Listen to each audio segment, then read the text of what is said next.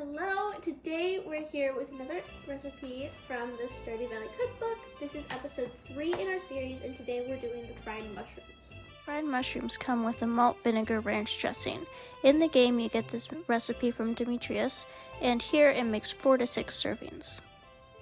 First, we're going to start with the dressing, and we need a medium bowl, and then 3/3 cup of 3/3 cup of mayonnaise. Should probably get a spatula for this, or a spoon, magical spoon.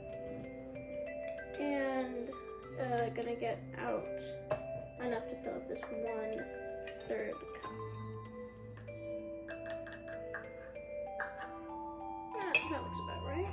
Let's put this over here. That all, and then another 1/3 cup of sour cream,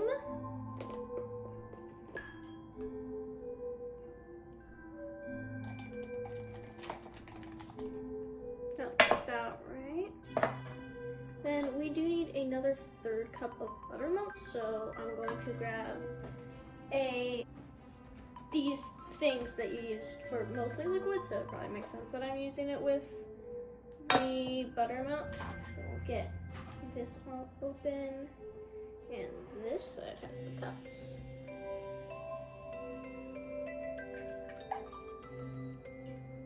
Yeah, that looks good. I'll pour this in. And personally, it is a tradition of mine that whenever I cook with buttermilk, I take a shot of it because it was something that I started when I was like really young, and now it's just kind of been a fun thing that I do. Now I am going to get this malt vinegar, and I'm going to get 2 tablespoons of it. So my mom came in and helped me take off the weird tip thingy that was making it come out slower. But this is one of those things that just loves to do that. That's great. And we love bottles that love spilling absolutely everywhere. This is going to be a problem, isn't it? Yay! It's fine. That's what cleaning is for. Okay. Hopefully that's 2.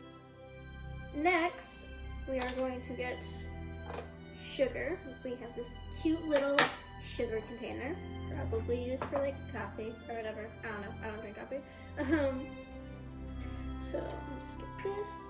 That's not enough. Yeah, right there. And I'll just put this cute little lid on. And next I'm going to move this over so you can see. But it needs 1 clove of garlic. We got this one and it kind of broke.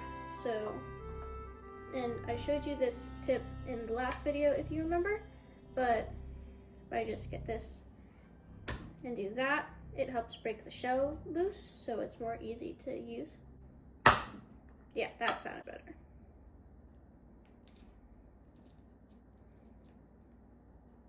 It says in here to get it finely grated.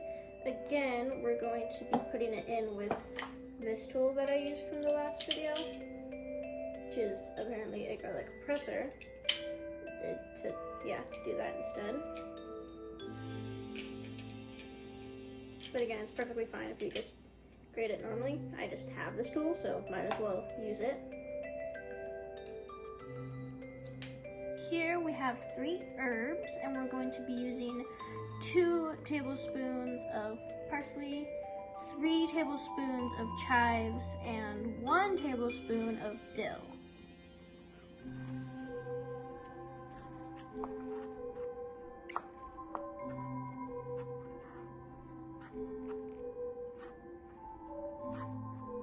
Now I'm going to grab this parsley and I'm going to take it and just kind of try and mostly like get the least amount of the stick part out. And then I have some over here. I just wanted to get it nicely bunched up first, but that didn't take time. And just kind of. So now we're going to do the same idea as that we did with the parsley with the dill. I'm just kind of getting off mostly the actual planty bit and not the sticky part. So just put that over there, and now we got this, and we'll cut it up the same as the others with the whole cutty thingy, you know, cutting. So now we just have to add salt and pepper to taste, so however much you want.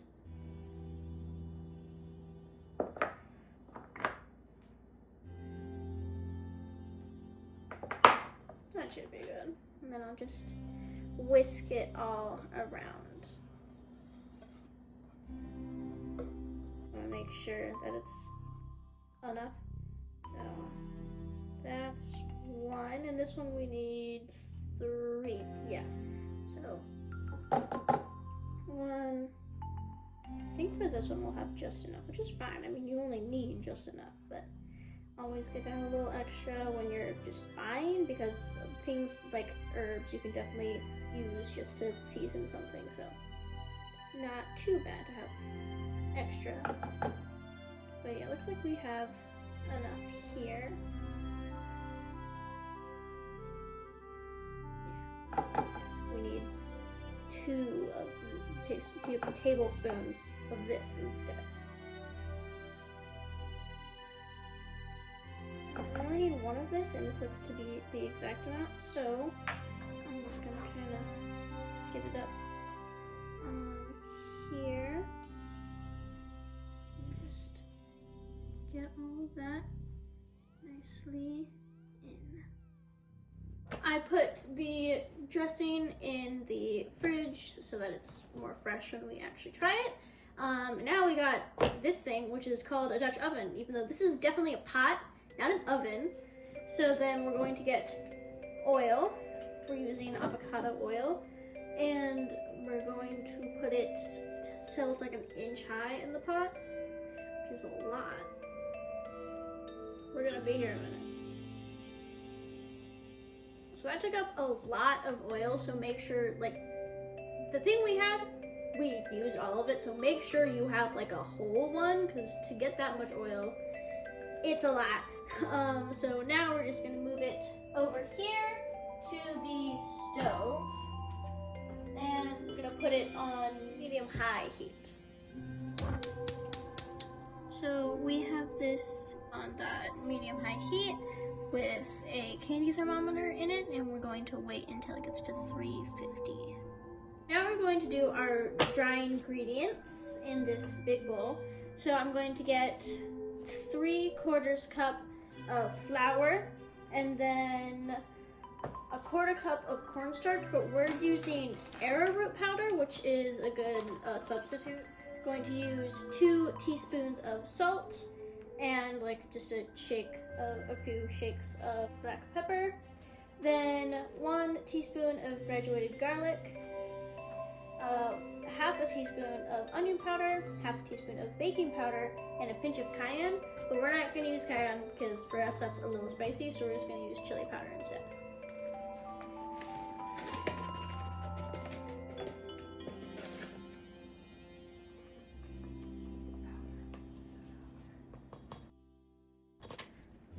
A quote from George. Now that's the stuff. This reminds me of my mining days, having a beer and some grub with the boys after a long shift. This vinegar ranch is a lot fancier than the cheap ketchup they served back then, and tastier too.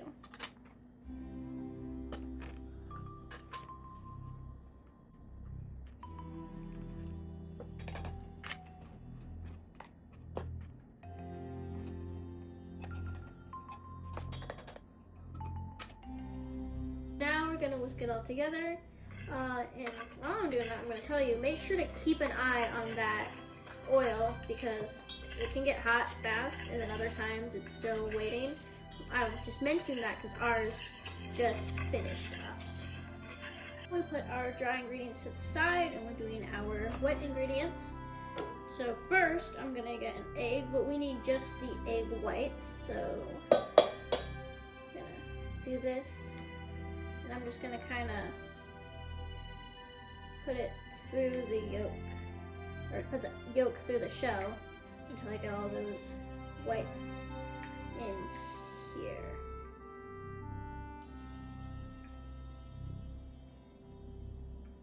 Next, I'm going to get the buttermilk back out and this thing, the cup of measuring, but big.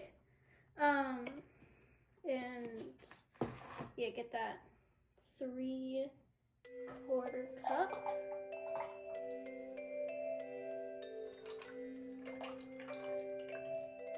And I'm gonna get this beer, or it's a lager, and then it also says you could use an Indian pale ale instead. Since we are cooking this, all the alcohol will come out, or leave through heat stuff, and then it's completely safe for people underage to have.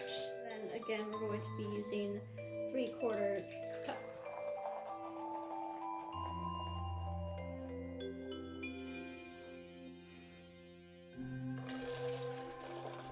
First, I am going to whisk together our wet ingredients, and then I am going to pour it into our dry ingredients and get that whisked all together.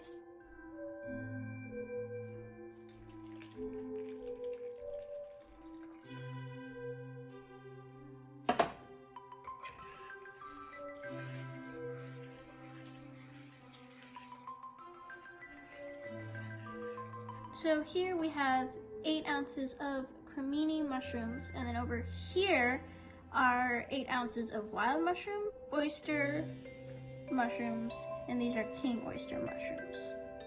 So we're going to be, for these, we're going to start just kind of pulling off these bigger ones. And yeah. So now we are going to get 1/2 cup of all-purpose flour and put it into that bowl.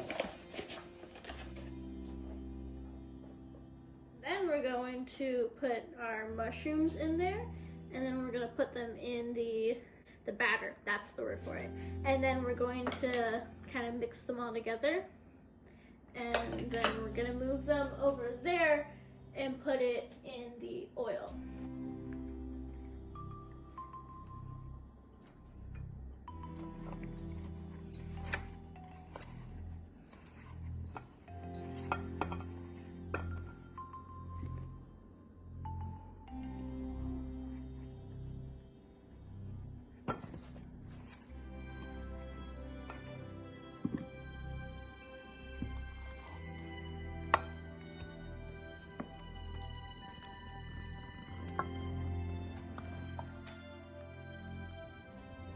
So now that we have the mushrooms all finely coated, I'm going to use these tongs to put them in the oil.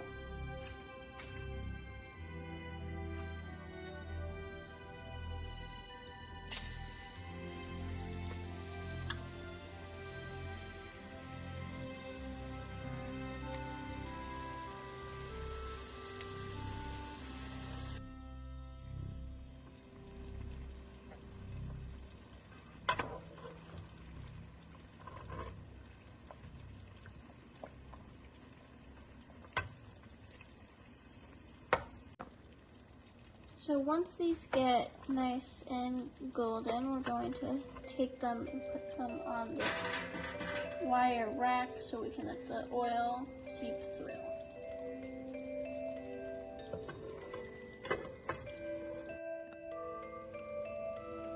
Once you've got all your mushrooms out, you can sprinkle them with some salt.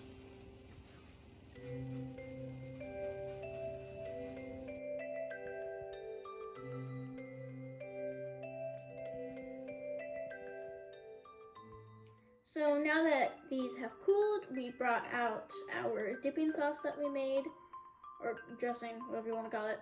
And now we put these on a serving platter. So now I'm just gonna try one of them.